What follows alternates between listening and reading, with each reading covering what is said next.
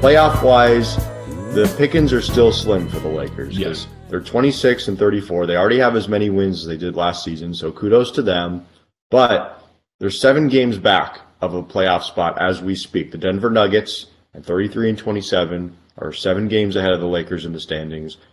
Still, you have the Clippers at the 9th seed and the Utah Jazz the 10th seed. So leapfrogging those teams is going to be tough. Even if the Lakers go on some crazy run here, which it's possible. It's possible in theory, but they after beating 3 bad teams, now they play Miami and San Antonio coming up in the next handful of days here, the rest of this week. So, and then they come home and play Portland. They have like they have a night in Atlanta and then I think a couple nights in Miami.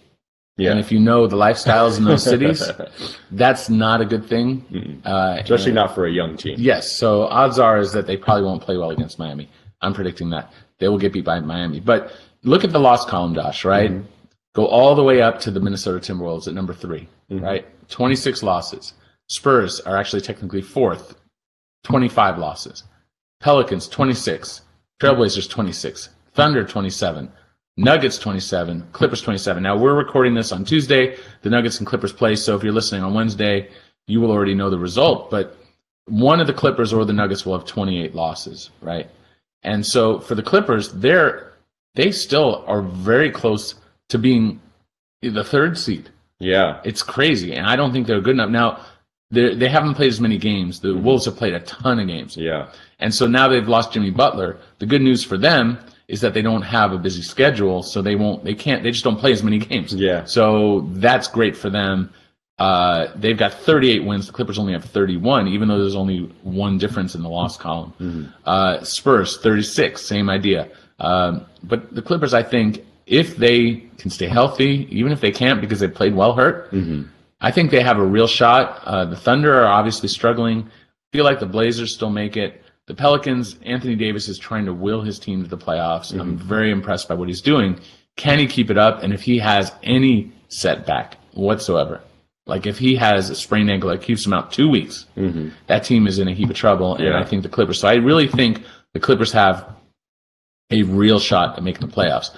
But those Lakers, they have to make up a lot of games. Yeah, they're in this weird in between, which is kind of fitting for where they are as a team, where they're not quite playoff hunt. They're not quite playoff caliber, but they're also not in that tanking category with Dallas, Memphis, Sacramento, Phoenix. And I know the folks in Memphis will probably say we're not tanking, but the standings would suggest otherwise. So, but that's, it's not a bad place to be if you are a rebuilding team, if you are on the up and up, and if you're like the Lakers and you don't own your own picks. So they might as well try to win, even if there's not a realistic chance of a payoff, but the payoff is the wins in themselves, the improvement in itself.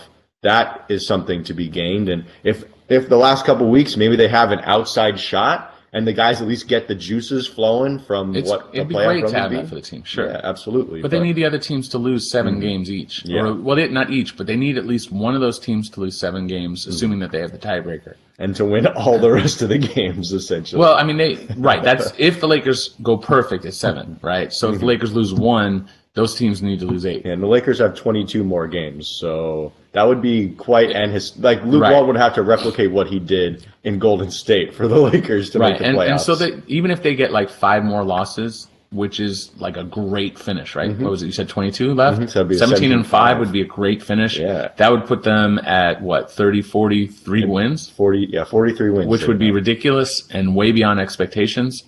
But that's 5 more. Now that's 39 losses, and you need the Nuggets to lose 12, right? And so basically you need teams to play really, at this point, below 500 ball. Pretty much. And these are teams that have won. The Nuggets are the worst by record. They've won 55% of their games, and they're getting Paul Millsap back. If not tonight, soon. So it's not realistic. I don't think the Lakers make the playoffs. I think the Clippers do or do not, but they have a real shot to do so. Yeah. I think the only team I think they can catch is the Pelicans. I really think the Nuggets are going to keep fighting. I don't think the Thunder are going to fall out. I don't think the Blazers will fall out. So really it's up to the Pelicans. So if you're a Clipper fan, every game you see the Pelicans play, you want them to lose. By the way, Laker fans, if you look at the Nuggets, you want them to lose every game because you have their second-round pick. And you also want the Thunder to lose every game so that Paul George will think This is true. twice about and staying. Cleveland. You want Cleveland to be terrible too. So. Right.